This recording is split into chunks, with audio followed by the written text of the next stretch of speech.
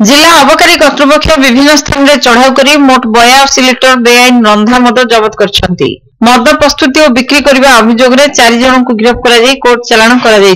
पुरी जिला चंदनपुर थाना अधीनस्थ तेयाड़ी साहिर प्रहलाद भोई पुओ दीपेन्द्र भोई बयस 36 ठारू 18 लिटर देशी मद जबत कर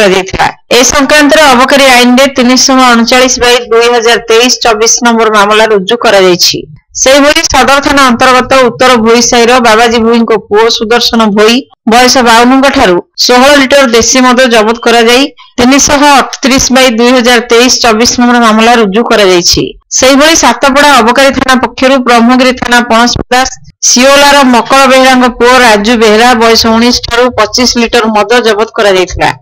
संक्रांत अबकारी आईन 52 क दफारे 153/2023 24 नंबर मामला रुजु कर सातपड़ा अबकारी थाना पक्षर ब्रह्मगिरी थाना बुद्धि साहिर बानाम्बर कांडी पुओ भागीरथी कांडी बयस 65 ठारू 23 लिटर मद जबत कर अभियुक्त को गिरफ्त कर संक्रांत 154/2023 24 नंबर मामला रुजु कर सातपड़ा अबकारी थाना अधिकारी सूत्रु जमापड़ी।